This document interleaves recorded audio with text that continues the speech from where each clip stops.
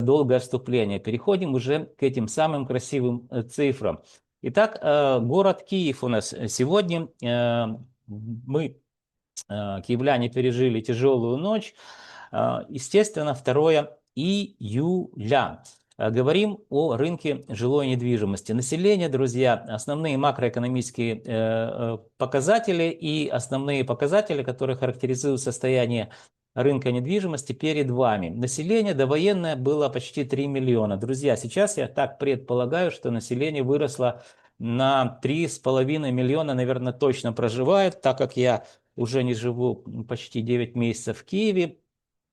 Что называется, говорили, чемодан-вокзал. Вот я и сделал чемодан-вокзал, как только появилась такая возможность. Так вот, друзья, мы на сегодняшний день, очень важно знать мне, по крайней мере, много людей, больше, чем до войны, или же меньше, проживает в городе Киеве. Почему? Потому что люди-это недвижимость. В недвижимости живут люди.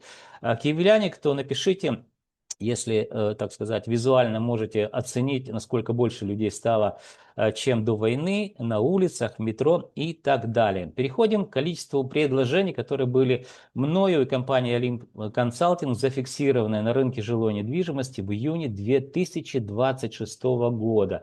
Это 66 900 объектов жилой недвижимости. Сюда входит первичный, вторичный рынок. Друзья, еще раз напомню, я также применяю метод статистического анализа в своих исследованиях и работаю с большими цифрами. То есть вы видите на примере генеральной выборки, это 66 тысяч, это не 5 аналогов, не там 3 квартиры, которую риэлтор продает в течение, условно говоря, года, да, и при этом считает себя аналитиком и знает, сколько чего где стоит. Я работаю с большими цифрами, и поэтому у меня есть уникальная возможность видеть все процессы, которые происходят, или большинство на рынке недвижимости.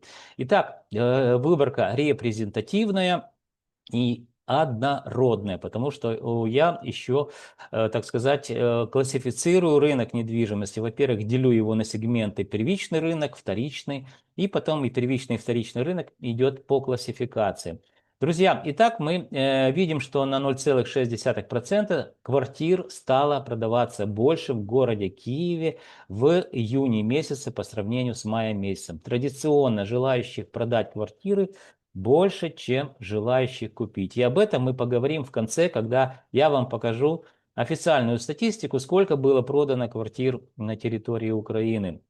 В 2025 году, конечно. Итак, социальное жилье, стоимостные характеристики. Буду говорить только о процентном соотношении. С какого-то перепуга, друзья, рост уже второй месяц, мы видим рост 0,19%. Напомню вам и покажу в дальнейшем, когда будем говорить о тенденциях, что с января месяца, 4 месяца, это январь, февраль, март, апрель, мы видели незначительное снижение стоимости квадратного метра на рынке жилой недвижимости. И вот уже 2 месяца, это у нас май-июнь, мы с какого-то перепуга опять стали видеть колебательный процесс в сторону увеличения стоимости. Друзья, я об этом постоянно вам говорю, что рынок ведет себя нестабильно. С чем это связано, поговорим уже ближе к концу видео. Эконом-комфорт, бизнес-класс. Также вторичный рынок, друзья, тоже подрос за месяц плюс 0,14%. Средняя аренда.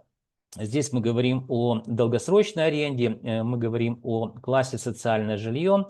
За период, видим, первый квартал, это 2026 год, со вторым кварталом 2026 года показала динамику снижения на 2,68%. Впервые, друзья, на протяжении, ну, наверное, 2 лет мы зафиксировали, ну, это у нас предыдущий первый квартал показывал снижение, и второй квартал также показывает нам снижение незначительное.